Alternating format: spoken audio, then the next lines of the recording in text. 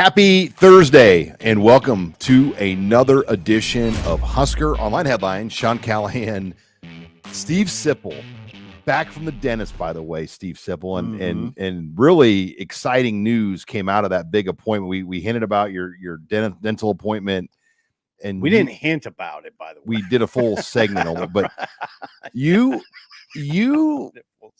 are like not the 1%, maybe the 0.1%. Yeah. No cavities. 50 years Yeah. without a dentist appointment, no cavities. No cavities, but I have a wisdom tooth issue. They got to pull one of my wisdom teeth out.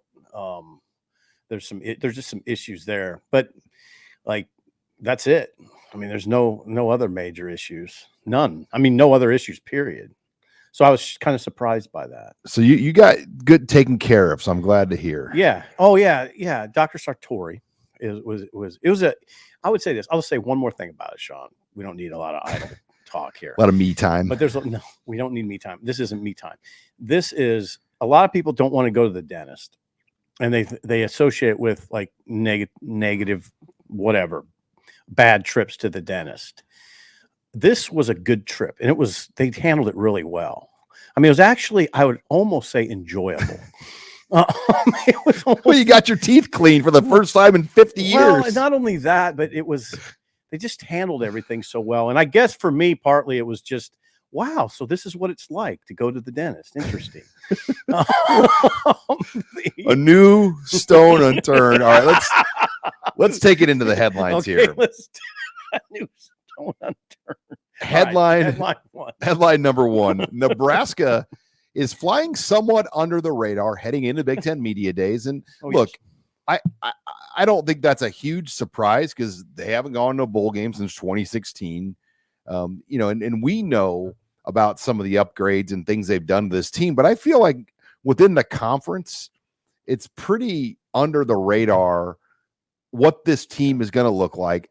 I would venture to guess a lot of people don't even realize the schedule Nebraska has, the opportunity they have for the first 7 games to get some momentum going. But I would have to imagine Matt Rhule likes kind of that role his team will play. He'll share the stage, as you see on Wednesday, with Iowa, Penn State, Michigan State, UCLA, and USC. Yeah, I think you're right. I don't think Matt Rhule needs Nebraska to be a focal point of any conversation. I don't know that you always want to be in this role. If you're Nebraska, you would like to be a focal point, right? You'd like to be Ohio State, Oregon, and have that sort of status, Michigan. But no, Nebraska, they don't have, I'm just going to say, they really don't have a star player. They really don't. I mean, they have star players in the, in the local media and Nebraska fans' eyes, good players, but there's nobody. There's no Amir Abdullah. There's no Rex Burkhead. Yeah, there's nobody that pops like Ohio State's players, with some Oregon players. So some of it's that, right? In Nebraska, we'll take Isaac Gifford, Ben Scott, and Ty Robbins. So 3 veteran players in this program, and 2 of them are 6-year seniors. And is Isaac Gifford, is he a 6? I think he's a 5th year. He's a 5th year, but seniors, guys that are not flashy, kind of in keeping with this conversation. These guys are pretty matter-of-fact veteran players, all critical players, obviously. Gifford being, going back to our conversation the other day, Gifford being the most critical player in this group, in my opinion. So yeah, I mean, it's interesting to me. Now, here's another interesting part of this, Sean. Matt Rhule talks to us regularly as a media group. So I don't know that we're going to Indianapolis to pick up much more knowledge. Other than some John Butler, yeah, some of these things that have happened. Evan Cooper's departure, John Butler's hiring, Jamar Mosey's hiring to the staff. I mean, there's a few things like that. But again, that's not a conference headline. No, it's really not. It's really not. Again, Rhule talks to us so much that it's interesting. So it's not, I'm not going there like, okay, we get a crack at Matt Rhule. We've gotten a lot of cracks at Matt Rhule. He's great. He gives us a lot of time. So I guess I would be a little more player focused. I would ask Ben Scott, questions about Donovan Raiola, how he's brought this line together, the expectations for this line. Going back to Raiola, the Raiola name is so big in the program right now. What makes Donovan's teachings unique compared to what he's seen during the rest of his career? Those are the kind of things I'm kind of wondering. And Nebraska's kind of played this role, honestly, the last 3 or 4 media days where there's just not been. Yeah. How far would you go back? Well, 2019, they were picked to win the division. Okay. In 2020, there was no event. Okay. So I would say from 2021 on, okay, you had 2022 where they adjusted the schedule to let Nebraska go before the event even started. So like literally Nebraska started the event and was out of there by like 10 in the morning. Was that the year that Frost didn't give up? And he didn't give the opening statement because he had already talked to the Nebraska group at the side podium. Yeah, and then Frost took a lot of heat for that. Now I disagree. I mean, I wrote it and I said it at the time, but I disagreed with that heat. I was like, really, we're doing this over an opening statement. We're hammering the head coach because he didn't make an opening statement. Now I sort of saw both sides of it, but to me it was a clue of, okay, I see what's happening here. That Frost is under the gun. I mean, he's really under the gun. Yeah. And something like that. I mean, it turned in, that was the headline for Nebraska. Right. We do a morning show the next day on my local morning show, and Sean. It's about all we talked about that day, and I found it kind of ridiculous. So that will be Nebraska will take the stage Wednesday at media days. We're going to get in Tuesday, leave Thursday, but our focus, and we've talked about this over the years, like there was a time in the Big 12 when you consumed your media maybe differently, where you would have tried to cover every single team. Your focus for us isn't just Nebraska. Like we're not going there to write a Purdue story or Illinois story. We used to. We've learned though, people in Nebraska don't read those things. Well, we can see what people are reading. We have the technology now, and it was pretty dramatic to me when we first noticed. Like if I would go, for instance, I'll give you for instance, when we were in the Big 12 and Turner Gill was at Kansas as the head coach. I really put my guts into a Turner Gill column. Here's Turner Gill, the former Nebraska quarterback, great. He's the head coach at Kansas now. And I really put my heart into a column. It just didn't get many clicks at all. I mean, I could write that column, put all I have into it, probably got 2,500 clicks, put half a hearted effort into a normal column about Nebraska football, get 20,000. And that's when content was free. That's right. I mean, it wasn't like you had a paywall back then. Right. Good point. Yeah. So that's the other thing I wanted to bring up, Sean. Troy Dannon will be there. So, I mean, honestly, you know how it goes with me. I got to get Dannon. So I'm pretty consumed with getting Dannon. I'll miss a lot because I'll have to write a quick Dannon story, then scurry to Nebraska and basically just get what I can. I'm intrigued though. We'll get Iowa on our day there and USC and UCLA. So it's pretty good. We'll get 3 pretty, and then, Penn State's always interesting. Michigan State's got a new coach. I mean, so we get a good grouping, but USC, UCLA will be, that's a good group of teams Nebraska will be up there with. It is USC more so than UCLA, but I was thinking about it on my morning show this morning. People are talking about UCLA kind of going into the oblivion. And I'm like, wait a second, UCLA. That's the UCLA that beat Colorado last year. That's the UCLA that beat USC last year. That's the UCLA that went to a bowl game and beat Boise State, that went 8-5. What I guess I'm getting at is, as a media corps, we got to be careful not to talk disparagingly about these other teams that have done better than Nebraska. I mean, UCLA had the kind of year we clamor for right now at Nebraska. Beat Colorado, beat USC on the road, across town, and then won a bowl game. They'll bring dudes in. I bet when they come out of the tunnel in November in Lincoln, Sean, you'll say, "Ooh, that's a good looking team." Yeah, Jay Toya, the defensive lineman, he's an all Big Ten level player. He's a good, and then they'll have dudes, trust me. Ethan Garber's returns at quarterback for them. So lots to follow. before we take it here to headline number 2, HuskerOnline headlines brought to you by our friends at Mando. It's hot. You get sweaty in that heat. Mando has got you covered. They've got just premium products, 100% natural, organic, fragrance oil free. They're dermatologist recommended, and they're going to get you covered. And we've got a great way to try out Mando. If you've never used any of their products, we're going to give you a discount code with the Mando starter pack. It comes with deodorant, cream tube deodorant, 2 free products of your choice, like the mini body wash or deodorant wipes. And we're going to give you free shipping as well. We have a discount code to get that all going for you. Our new customers will get $5 off the starter pack with this exclusive code.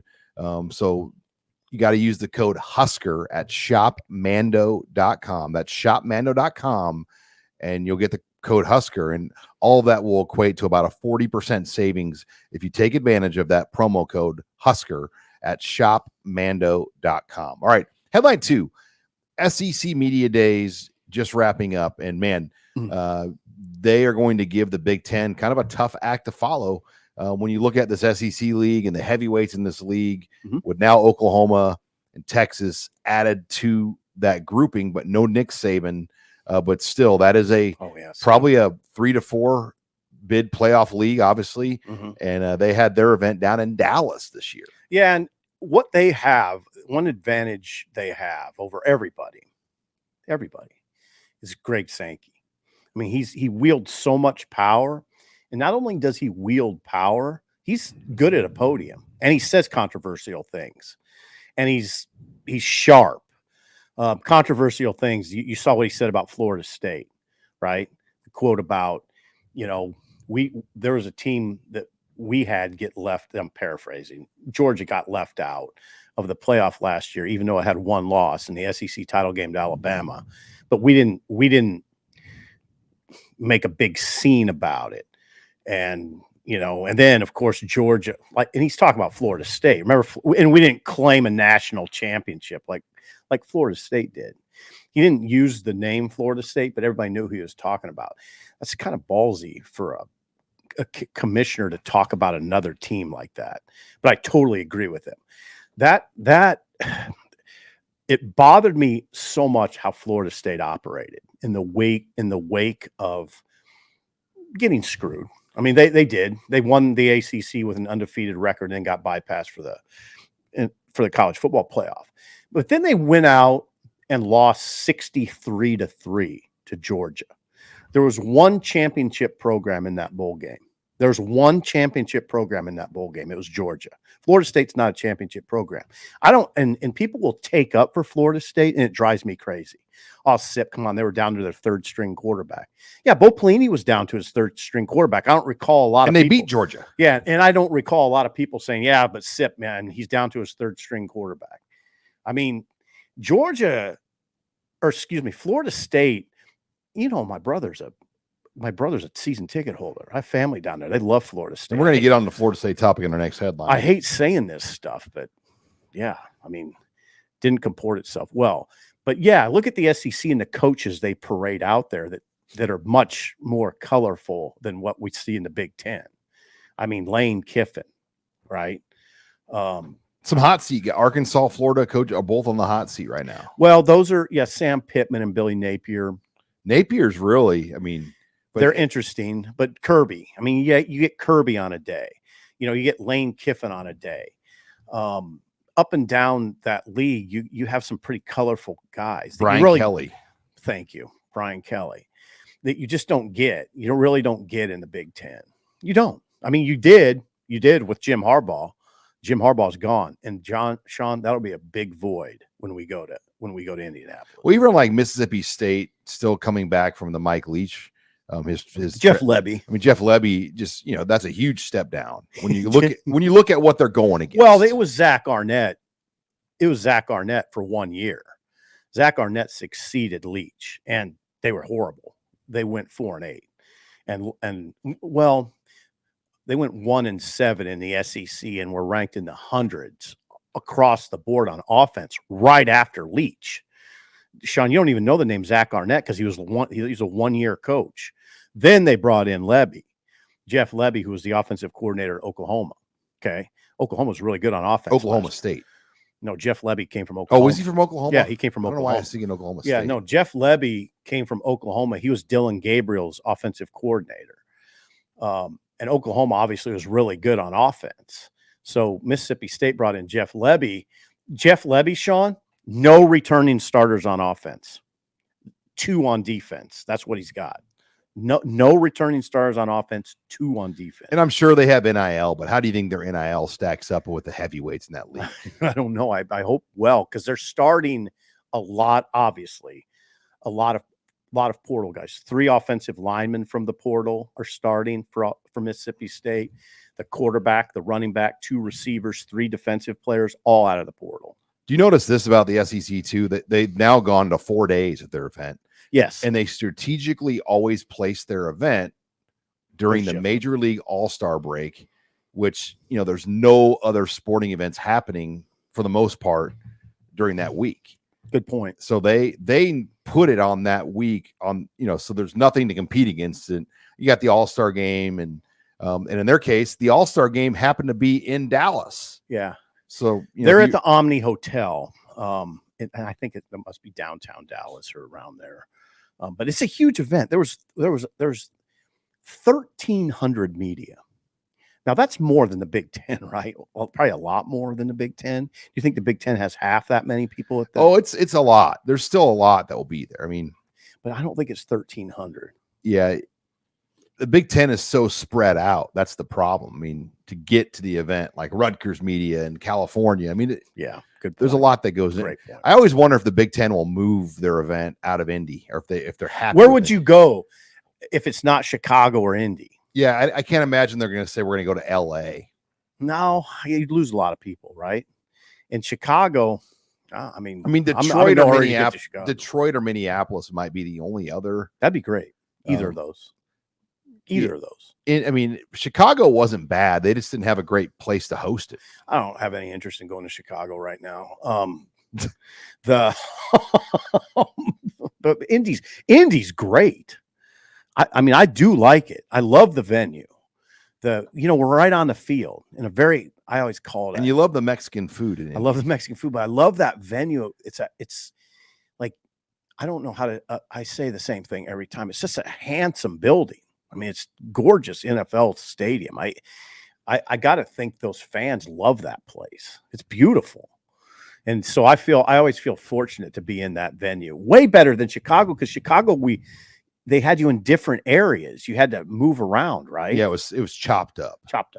All right, before we go to headline number 3, HuskerOnline headlines, brought to you by Babbel. Have you ever wanted to try to learn a new foreign language, but just didn't have the time to take classes or get really heavily involved? Well, Babbel has it covered for you, and they've got a lot of easy ways to get this done. They have 10-minute lessons. They're handcrafted by over 200 language experts to help you start speaking a new language in as little as 3 weeks. Babbel's designed by real people for real conversations, and they just make it easy and affordable as well. I mean, if you went back to college or tried to take a class at somewhere, you're going to spend a lot of money and dedicate a lot of time. Well, Babbel has a program where you can do it on your time for a much more affordable price. And we've got a special here for a limited time for our listeners on Husker Online. You're going to get 60% off your Babbel subscription, but this is only for our listeners at babbel.com/Husker. Get 60% off babbel.com/Husker. It's spelled Babbel, BABBEL.com/Husker. Rules and restrictions may apply. Thanks to Babbel for sponsoring us here on the Husker Online show. Okay, you hinted about Florida State, but it has been a rough week for Marty Sipple's Seminoles. That's Marty Sipple. That's Sipple's. That's Steve's brother in Tallahassee. And Bennett, his son, and his sons. It has been, because not only because of what Sankey said, and I hate to do that, where I hope Marty doesn't get mad at me, where I kind of side with Sankey on that whole thing, where Georgia reacted so well. Florida State didn't. But it's also, as you read and you pointed out this article that Brett McMurphy wrote, the other bad news for Florida State this week was if they would exit out of the ACC, Florida State, but the ACC stays intact, Florida State might find itself without a home, because the Big Ten and the the SEC, according to Brett McMurphy's article, aren't really interested in Florida State. The question is, if Florida State were to join either league, I think it would have to be at a reduced rate, just like what Washington and Oregon had to do to join the Big Ten. Is that what? Okay, I got a question for you. Is that what the Big Ten and the SEC are doing here? Are they setting it up? Possibly. Is that through McMurphy? I mean, yeah, you can join us, but it's going to be at a reduced rate. Well, like Oregon and Washington joined the Big Ten at 50 cents on the dollar. Right. USC and UCLA got unprecedented deals. They got full deals. Texas and Oklahoma got full deals. That's USC and UCLA. And those 4 teams will walk in with full checks. Where, Oklahoma, Texas, USC, and UCLA. Oregon and Washington are getting half the deal. Maryland and Rutgers and Nebraska didn't get full deals. I'm going to re-ask that question for emphasis. Is that what's going on here?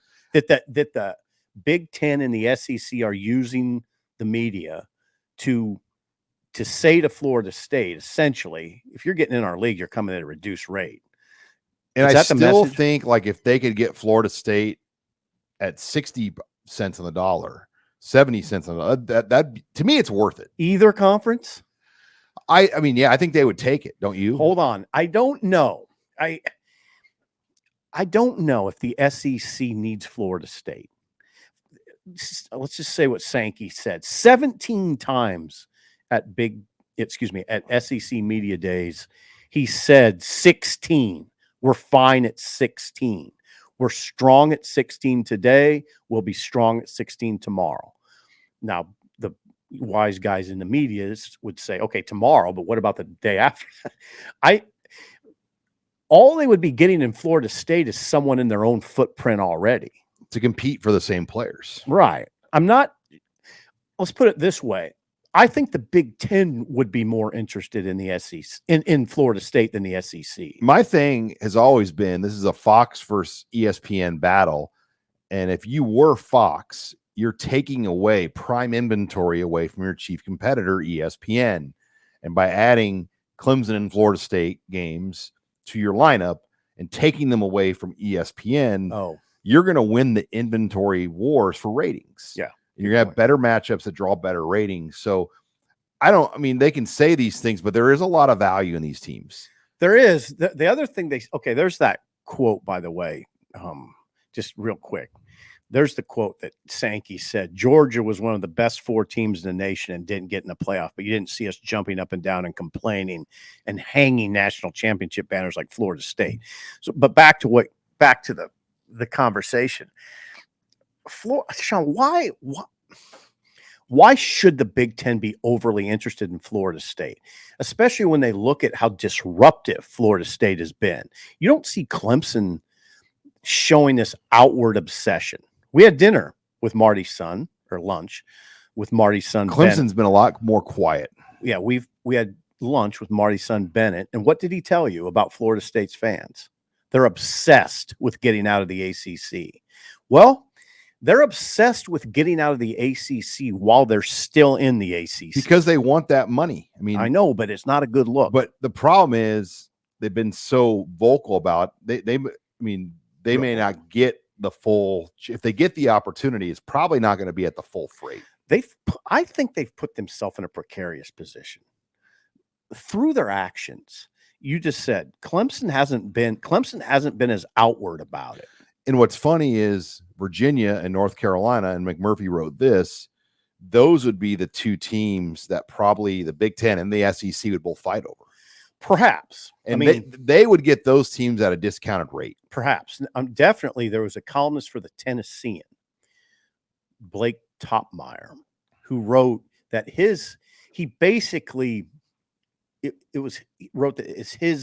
he thinks that's where the SEC might go if the ACC were to implode. Okay, there's an important distinction to make here, Sean. If the ACC implodes, Florida State would probably have a better chance of landing somewhere. If it's just Florida State and Clemson leave, I don't know. Then it's a little tricky for Florida State, I think. If it implodes, what's going to happen? The SEC, the Big Ten, maybe the Big 12 will jockey for those teams, right? And Blake Topmeyer of the Tennessean wrote that the SEC might be more interested in North Carolina and Virginia than they are anybody else, because strong athletic programs, and just as importantly, in growth areas. Those are growth areas.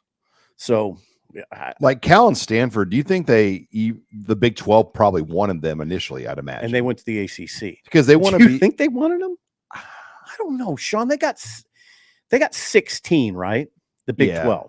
That's a good number, and they would bring kind of that academic snootiness. Yeah, that doesn't really fit in the Big 12. The Big 12. I'm going to disagree with you on that. I don't think the Big 12 would be interested in those teams. Cal and Stanford. They feel more like they're with their peers in the ACC. 100. Like Duke and Wake Forest. And I mean Cal and Kansas State, Cal and Oklahoma State, no fit. Stanford going to Manhattan, Kansas. No fit. Ames, Iowa. Yeah, I don't think that's a fit. Stillwater. Yeah, I don't think it's.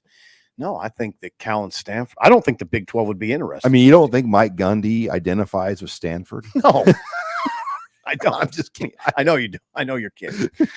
No, I don't. So yeah, this is going to be something to watch because it is crunch time, and it is. I don't think they withdraw unless they know obviously they have an offer. Well, I don't know where it's going. I mean, there's about a zillion lawyers involved. They could go to the Big 12 too, but then they're going to think that they deserve more money than the other Big 12 teams. I don't know if that's going to go over very well. Yeah, I think it was you that mentioned that. If Florida State and Clemson went to the Big 12, they would walk in like they owned the place, and I don't think the Big 12 would be too interested in that. They've already been there, done that. They've done that for 20 years. Are we wrong? Am I wrong? Wouldn't Clemson and Florida State walk in there like they own it? Oh yeah. I'd like to know now in those Big 12 meetings, like who kind of walks in and runs the room. I mean, would it naturally just be like Kansas and teams like that? I don't know. I'm not familiar. It'd be interesting to talk to our friends in that league, like who kind of controls the room. Yeah, because it's a different dynamic. My sense of it is that probably nobody controls it, which is probably what you want. Yeah, pretty equal partnered league. So keep your eyes on Florida State and Clemson still, because that's going to be a hot topic. All right, before we go to headline number 4 here, HuskerOnline headlines brought to you by Omaha Steaks, and summer's in full swing. If you know what that means, the temperatures are hot, the grills are hot, and the deals are hotter than fire at Omaha Steaks. That's right. America's original butcher is heating up their summer with blazing hot deals on mouthwatering grilling favorites. And for a limited time on the hotter than fire sale at Omaha Steaks, every package of carefully curated flavor from Omaha Steaks is $99. Plus, we're going to give you an extra $10 off. You got to use the special promo code HuskerOnline at checkout. That's HuskerOnline at checkout. And they're going to give you $10 more off at Omaha Steaks. And that works for their great steaks, burgers, chicken, side items, you name it. That's promo code HuskerOnline to get this additional savings already off their discounted packages. Thanks again to Omaha Steaks for sponsoring us here on the HuskerOnline show. Okay, I wanted to hit on this because the new recruiting calendar is now officially posted after, they've kind of modified things. And it is, when you lay it all down and kind of analyze what the new recruiting calendar is going to look like for college football moving forward, there are definitely some of the more drastic changes that have happened. Number one, we know this already. The signing day in December is now December 4th. Okay. In the years past, it would have been December 18th. Okay. And the coaches will no longer go on the road in December. Okay. So good. From December 2nd all the way until January 5th, coaches are locked in. They can't leave.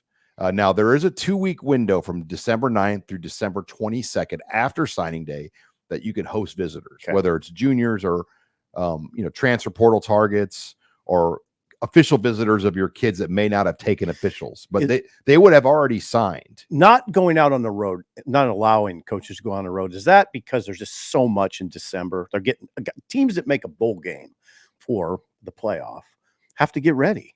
Yeah, and you saw that. Was it Maryland played Auburn in a bowl game? Mm-hmm. And Hugh Freeze just basically said, I didn't even prepare for this game. I couldn't have.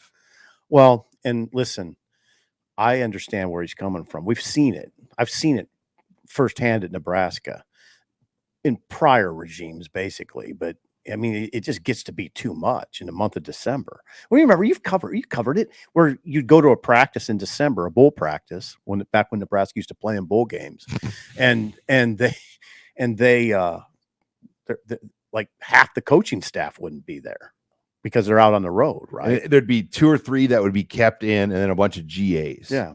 So now, August is a dead period month. This year in July, there's 7 days that you'll be allowed to have visitors come on campus. Next year, though, that's gone. So they're eliminating that, and I'll get to that in a second. But the biggest thing is from September 1 to December 1. Yeah.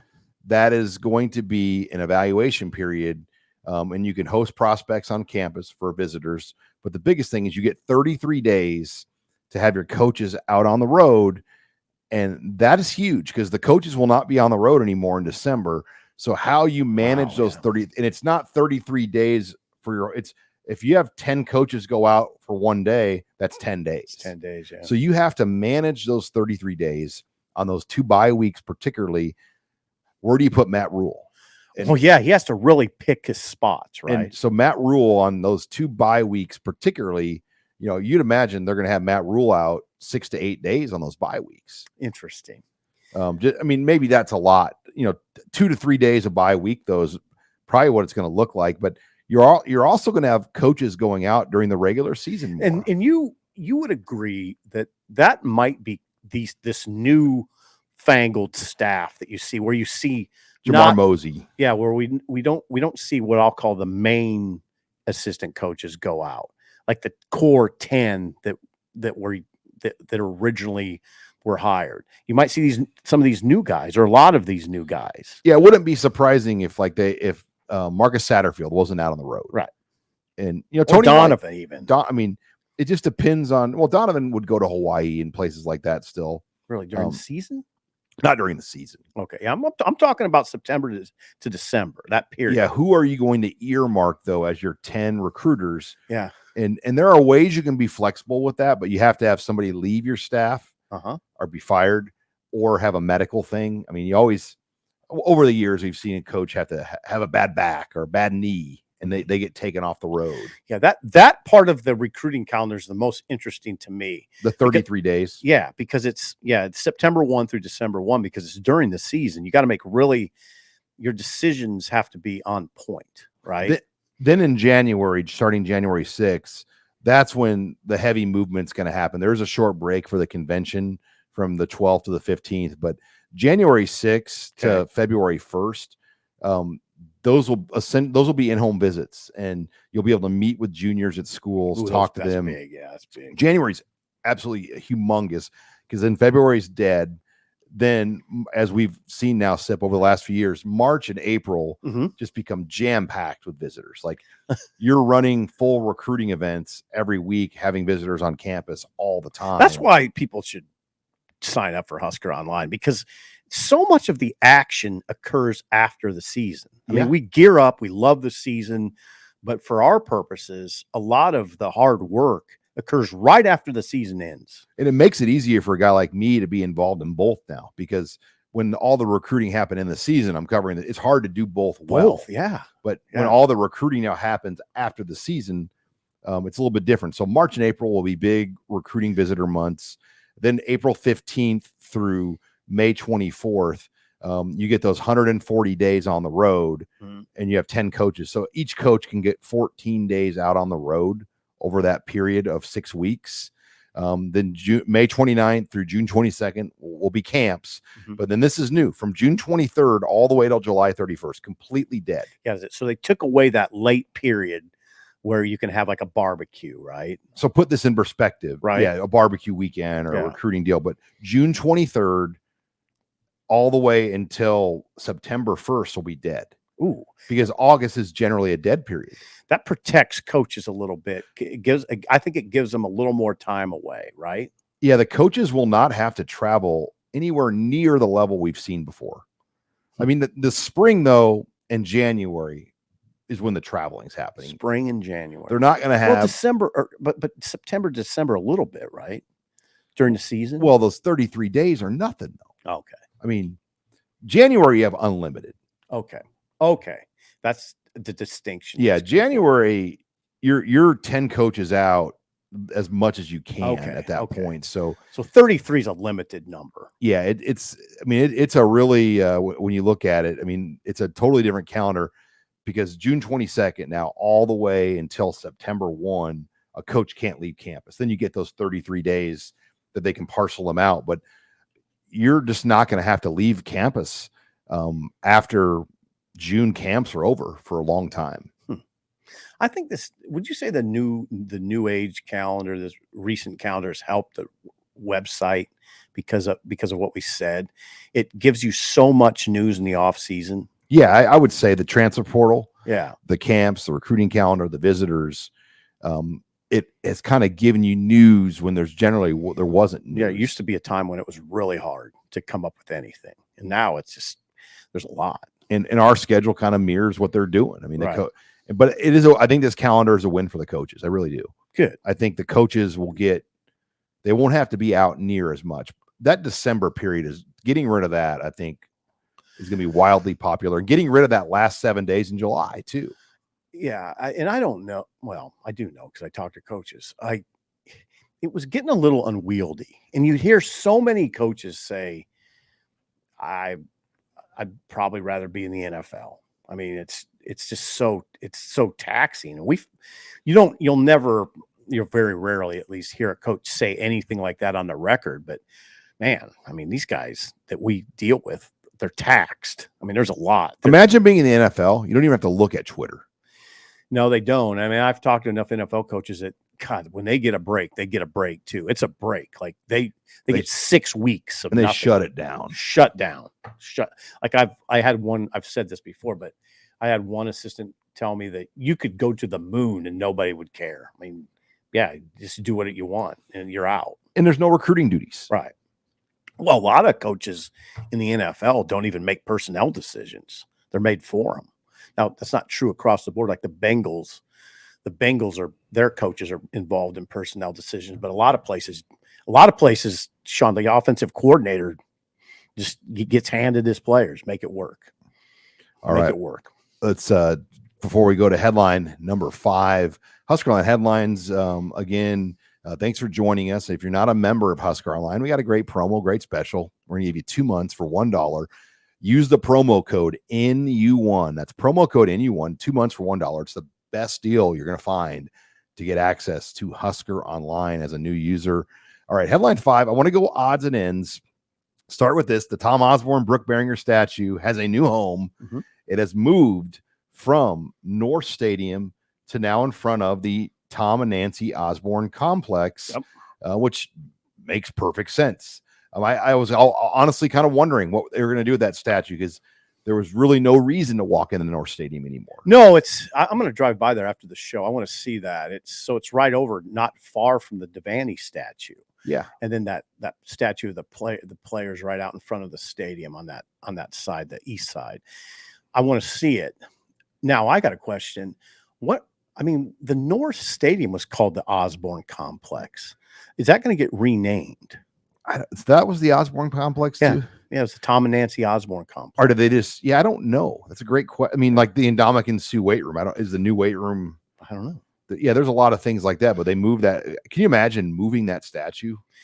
Oh, I wonder how hard it is. Are they doing? Is that it right there? Yeah, they're doing it right here. Well, it doesn't look that hard. It's fascinating. That's fascinating. You know, Sean, that's worth driving by to look at. Take the motorcycle by there later. Or no, maybe. That's not a bad idea, actually. It's funny though, like I felt like East Stadium was a side that you never would really need to go over to now. And now everything's over there. Yeah, good point. I mean, yeah, you wrote that in your column and I didn't really think about it, but that North Stadium, we won't go over there anymore. Really no reason, right? So yeah. And I haven't even been to the front of, full disclosure, I haven't been to the front of the new complex, the new training complex. I've seen the back of it, but I've never viewed it from the campus side. You see what I'm saying? The training table will open here when school starts too. They have not officially like started serving food out of there, and that will open up here soon. So that's still in the north side.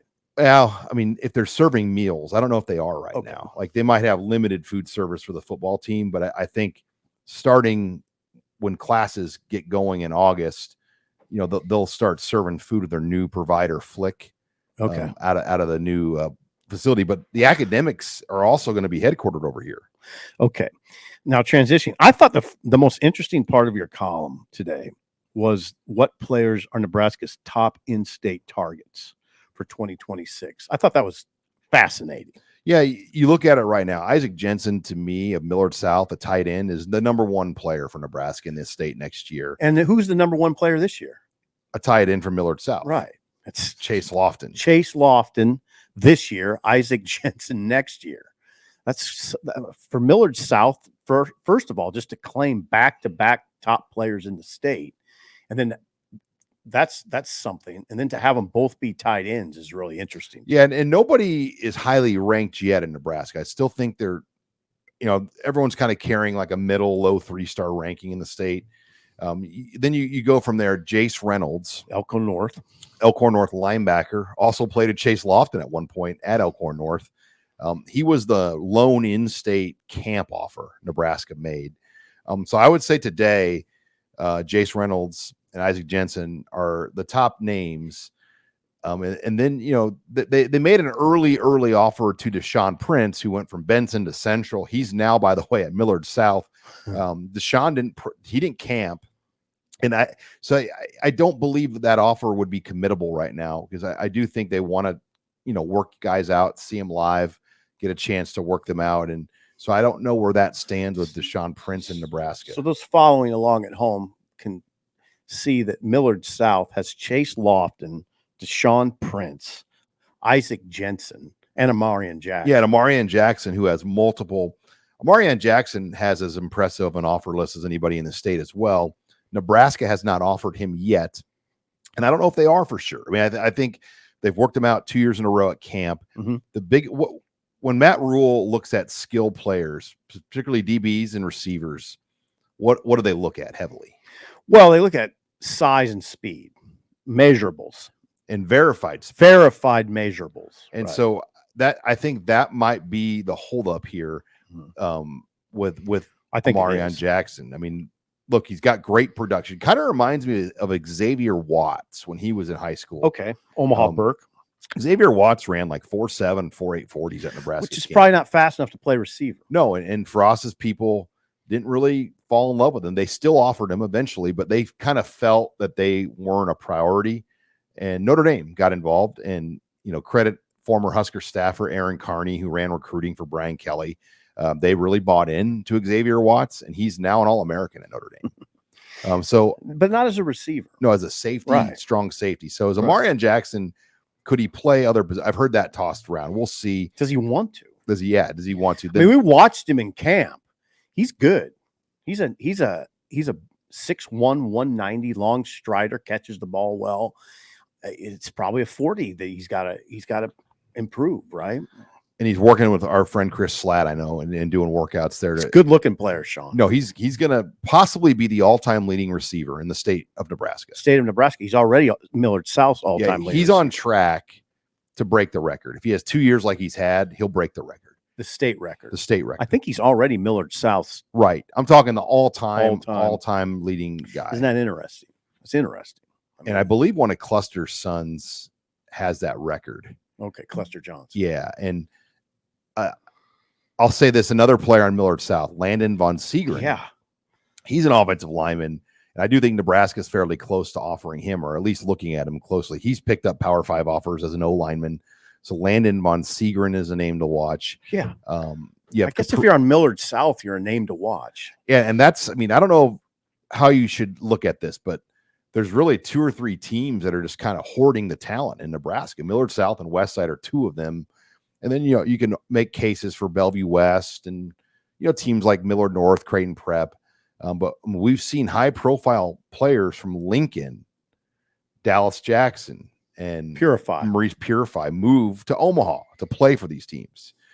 So I think that's going to start to really reflect and just the parity of high school football that, I mean, when the best talent can just go wherever they want now, these 2 or 3 programs are going to really get a lot of them are going to get these players. Yeah. I mean, I can't emphasize it enough. I've probably emphasized it too much already, but Millard South has an incredible amount of talent on offense. Now, I imagine they have a good defense too, but I mean, think about the players we named off, and that's not even to mention Jet Tamala, their quarterback. They have a.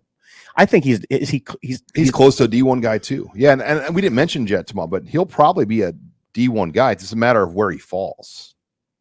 Deshaun Prince, Amarian Jackson, Isaac Jensen, Chase Lofton. I mean, those are all Division I players. Landon Von Seeger and Dallas Jackson, or Dallas Washington. I'm sorry. Yeah. I mean, they're. I mean, they have a lot of weapons, and they're going to play that game against Vasha, Arizona, early in the season. They're jumping on a plane where they fly out there, and so that's a semifinal team that beat Dylan Raiola's team when Dylan Raiola played in Phoenix. Fascinating.